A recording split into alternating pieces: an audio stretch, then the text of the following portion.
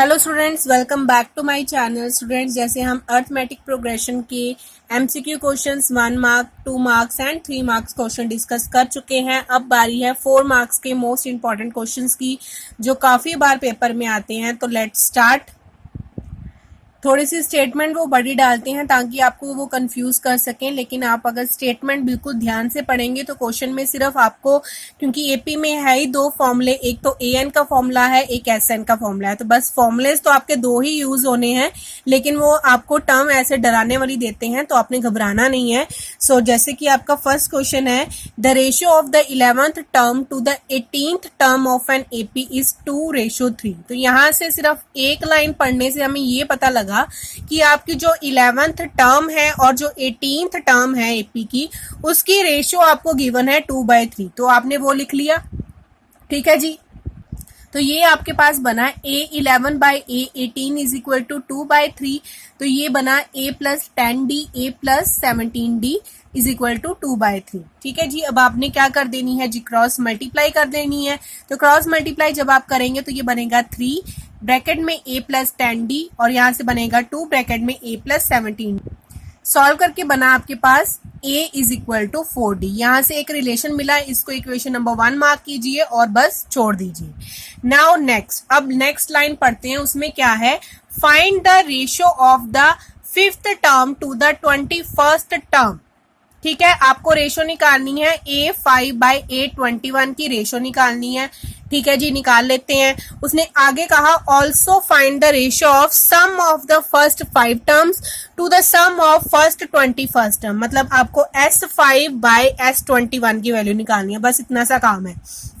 तो आपने क्या किया, A5 और A21 की वैल्यू निकालनी है, तो अब आपने इसमें वैल्यूज पुट ऑन कर दी। ये बना आपके पास A प्लस 4D और A प्लस 20D। अब आपने जो ऊपर A की वैल्यू निकाली थी वो आपने यहाँ पे क्या कर देनी है, पुट कर देनी है। तो ये बनेगा आपका 4D प्लस 4D और नीचे बनेगा 4D प्लस 20D। तो ये बना 8D बाई 24D। कट करके बना आपके पास आंसर कितना आ गया, 1/3। तो ठीक है जी, सॉल्व हो गया।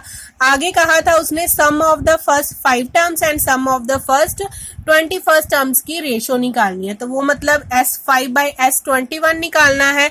तो अब SN का फॉर्मूला यूज हो जाएगा, that is N/2, that means 5/2 2A multiply by plus N-1D, तो दैट इज 5-1D। तो आपने वैल्यू सारी पुट ऑन कर दी, नीचे भी ऐसे पुट की 21/2 और 2A प्लस 21 -1D। ठीक है जी। अब आपका सॉल्व करके यहाँ से आंसर बनेगा, ये जो 2 है बाय 2 और ये जो बाय 2 है वो कट जाएंगे, तो सिर्फ बनेगा 5 मल्टीप्लाई बाय 2 मल्टीप्लाई बाय ये A की आप वैल्यू पुट कर देंगे 4D प्लस यहाँ से आएगा 4D 21 ब्रैकेट 2 मल्टीप्लाई बाय यहाँ पे भी A की वैल्यू पुट कर दी 4D प्लस 20D। ठीक है जी।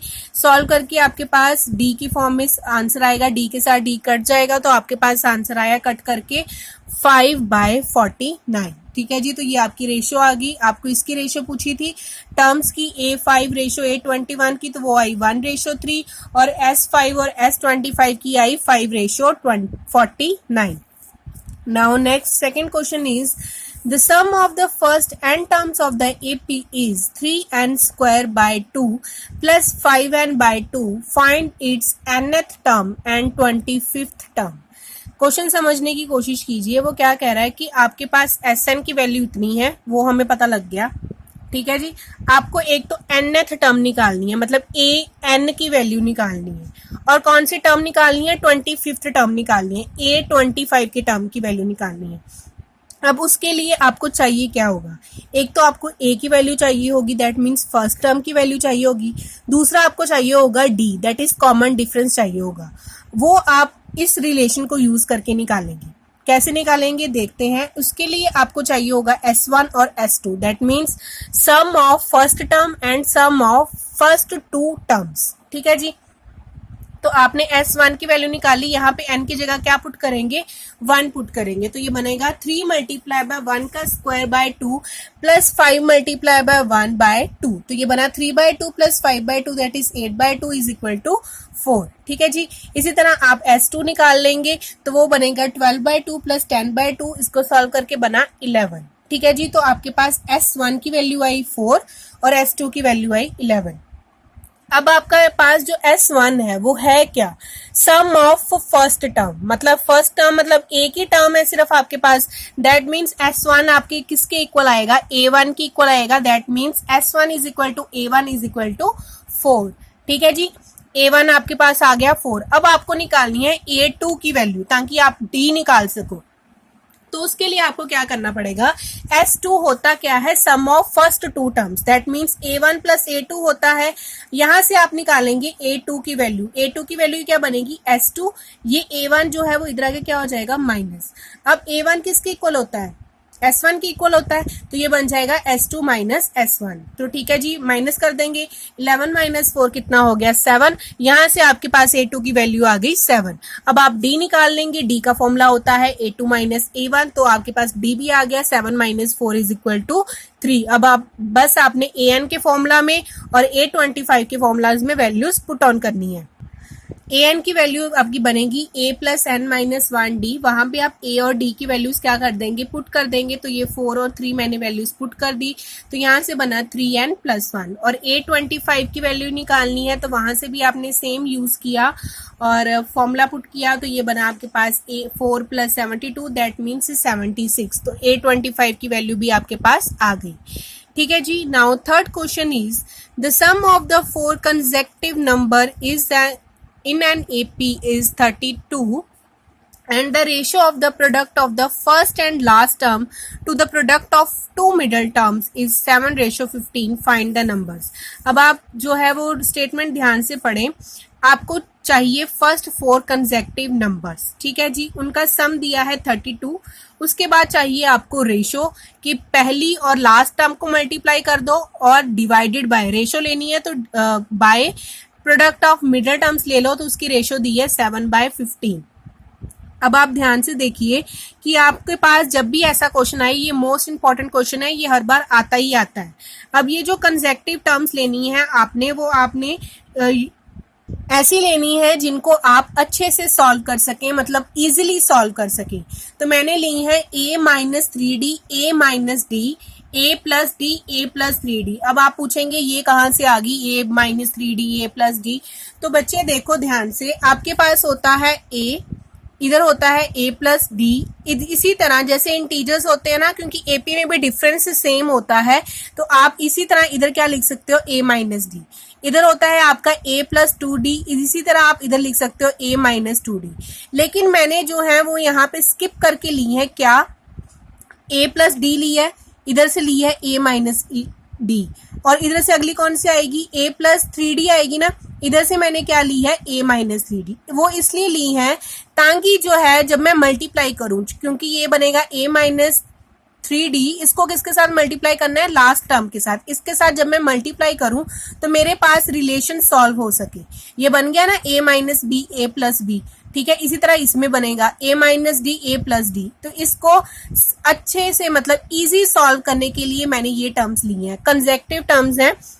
आप ये भी ले सकते हो, आप इनमें से 4 भी ले सकते हो, लेकिन वो आपके टर्म्स बहुत ज्यादा बड़ी बनेंगी और आपको सॉल्व करने में उसको काफी ज्यादा टाइम लगेगा, और उसको प्लस करने में भी आपको काफी ज्यादा टाइम लगेगा। क्योंकि यहाँ पे देखो, यहाँ पे माइनस 3d है, प्लस 3d है, कट गया। यहाँ पे माइनस d है, ये प्लस d है, ये कट गया, ठीक है। तो यहाँ से सीधा आपकी a की वैल्यू आ गई। अगर आप इसमें प्लस करोगे तो यहाँ पे आपके पास d कोई ना कोई बचेगा, ठीक है। तो वो आपके पास सॉल्व करना बड़ा मुश्किल हो जाएगा। इसलिए मैंने क्या लिए हैं, 4 कंसेक्टिव नंबर्स ये लिए हैं, ठीक है जी। a minus 3d, a minus 2d, a plus D और a plus 3d, skip by 2 difference लिया है मैंने। वैसे आप 1 भी ले सकते हैं ताकि मेरी मल्टीप्लिकेशन जो है, कैलकुलेशन जो है वो बहुत इजी हो जाए। तो मैंने प्लस किया, तो ये सबका प्लस किसके इक्वल दिया है, 32 के इक्वल दिया, तो मैंने 32 के इक्वल किया। a minus 3d, a minus D, a plus D, a plus 3d। तो यहाँ से मेरी d वाली सारी टर्म्स कट गई, मेरे पास बचा 4a is equal to 32। a की वैल्यू सीधी सीधी आ गई मेरे पास 8। अब मुझे सिर्फ चाहिए d की वैल्यू, तो मेरे पास आंसर आ जाएंगे, नंबर्स बन जाएंगे मेरे पास। तो अकॉर्डिंग टू द क्वेश्चन उसने कहा क्या कहा कि फर्स्ट टर्म को किसके साथ मल्टीप्लाई करना है, लास्ट टर्म के साथ। मैंने फर्स्ट टर्म को लास्ट टर्म के साथ मल्टीप्लाई किया तो बना a minus 3d a plus 3d divided by, क्योंकि रेशियो में ले रहा है, उसने कहा product of two middle terms, तो टू मिडल टर्म्स को प्रोडक्ट कर देंगे तो ये बनेगा a minus D a plus D. वो किसके इक्वल है, 7/15 के, तो उसको 7/15 के इक्वल कर दिया हमने। अब मैंने a की जो है वो वैल्यू इसमें पुट ऑन कर दी, तो वो बना 8 माइनस 3d 8 प्लस 3d और नीचे बना 8 minus D 8 plus D is equal to 7/15। अब बड़े आसानी से मेरा रिलेशन यूज हो जाएगा, कौन सा, a minus B A plus B is equal to A square minus B square. ठीक है जी, तो ये बन गया 8 का स्क्वायर माइनस 3d का स्क्वायर और नीचे बना 8 square minus D square is equal to 7/15। Solve किया, ये बना 48 माइनस 9d का स्क्वायर और नीचे बना 64, सॉरी यहाँ पे भी 64 minus D square is equal to 7/15। अब आप क्रॉस मल्टीप्लाई कर लीजिए, आपके पास जो डी स्क्वायर वाले टर्म्स हैं वो एक तरफ आ जाएंगी और सिंपल टर्म्स एक तरफ आ जाएंगी, तो यहाँ से डी स्क्वायर की वैल्यू आई 4, मतलब डी जो है वो आपका बना प्लस माइनस 2।